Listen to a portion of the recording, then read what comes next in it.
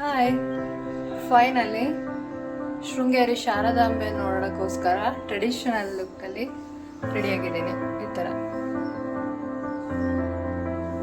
ಶಾರದಾಂಬೆ ದರ್ಶನ ಮಾಡೋಣ ಅಂತ ದೇವಸ್ಥಾನದ ಒಳಗಡೆ ಹೋಗ್ತಾ ಇದ್ವಿ.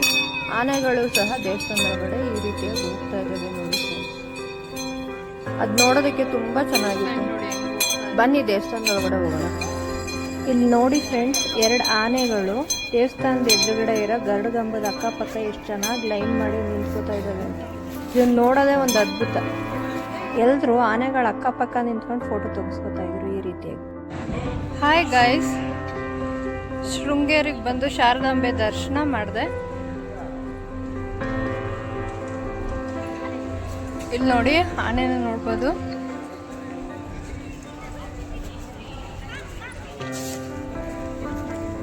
ಮೇಲೆ ಇಲ್ಲೊಂದು ಶಿವನ ದೇವಸ್ಥಾನ ಇದೆ ನೋಡಿ ಗೈಸ್. ಅಲ್ಲಿ ಹೋಗೋಣ ಬನ್ನಿ.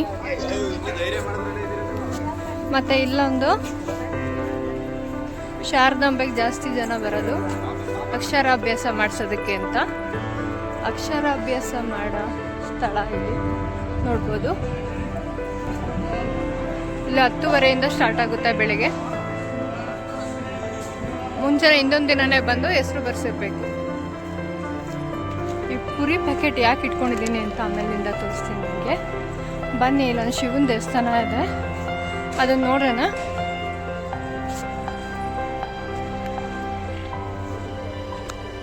ನೋಡಿ ಗೈಸ್, ಎಷ್ಟು ಚೆನ್ನಾಗಿದೆ ಅಲ್ಲ ಶಿವನ ದೇವಸ್ಥಾನ. ಈ ಥರ ಪ್ಯಾಕೆಟ್ ತೊಗೊಬಂದಿದ್ದೀನಿ. ಮಂಡಕ್ಕಿ ಹಾಕೋಣ ಬನ್ನಿ ಮೀನಿಗೆ. ನೋಡಿ ಫ್ರೆಂಡ್ಸ್, ಮೀನುಗಳು ಎಷ್ಟು ಚೆನ್ನಾಗಿ ಆಟಾಡ್ತಿದ್ದಾವೆ ಅಂತ.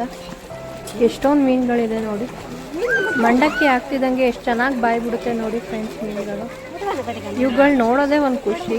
ನಂಗೆ ಚಿಕ್ಕ ವಯಸ್ಸಿಂದನೂ ಶೃಂಗೇರಿ ಅಂದರೆ ಮೀನುಗಳೇ ನೆನಪಾಗುತ್ತೆ. ಇಲ್ಲಿ ಮೀನುಗಳನ್ನ ಹಿಡಿಯಂಗಿಲ್ಲ, ಅದಕ್ಕಾಗಿ ಇಷ್ಟೊಂದು ಮೀನುಗಳಿದ್ದಾವೆ. ಈ ಮೀನುಗಳು ಇಷ್ಟು ಅಗಲ ಬಿಟ್ಟು ಎಲ್ಲೂ ಹೋಗಲ್ವಂತೆ. ಇಲ್ಲಿ ಬಂದು ನಿಂತ್ಕೊಂಡ್ರೆ ಎಲ್ಲೂ ಹೋಗ್ಬೇಕು ಅಂತಲೇ ಅನ್ಸೋದಿಲ್ಲ, ಇಲ್ಲೇ ನಿಂತ್ಕೊಳ್ಳೋಣ ಅನಿಸುತ್ತೆ. ಊಟದ ಹಾಲಿಗೆ ಬಂದಿದ್ದೀವಿ ಊಟ ಮಾಡೋಣ ಅಂತ. ಟೈಮ್ 12 ಗಂಟೆ ಆಗಿತ್ತು ನೋಡಿ ಫ್ರೆಂಡ್ಸ್. ಈ ಥರ ಲೈನು ಕುತ್ಕೋಬೇಕು. ನಾವು ಕೂತಿರೋ ಜಾಗಕ್ಕೆ ತಟ್ಟೆ ಕೊಟ್ಕೊಂಡು ಹೋಗ್ತಾರೆ ಈ ಥರ. ಆನಂತರ ಮೊದಲಿಗೆ ಪಾಯಸ ಹಾಕೊಂಡು ಹೋಗ್ತಾ ಇದ್ದಾರೆ ನೋಡಿ ಈ ಥರ. ಮಧ್ಯ ಯಾರಿಗಾರು ನೀರು ಕುಡಿಬೇಕಂತಿದ್ರೆ ಈ ಥರ ನೀರು ತಂದ್ಕೊಡ್ತಾರೆ. ಊಟ ತುಂಬ ಚೆನ್ನಾಗೈತೆ. ಆನೆಗಳದ್ದು ಟೈಮ್ ಮುಗೀತು ಅನಿಸುತ್ತೆ, ಕರ್ಕೊಂಡು ಹೋಗ್ತಾ ಇದ್ದಾರೆ ನೋಡಿ.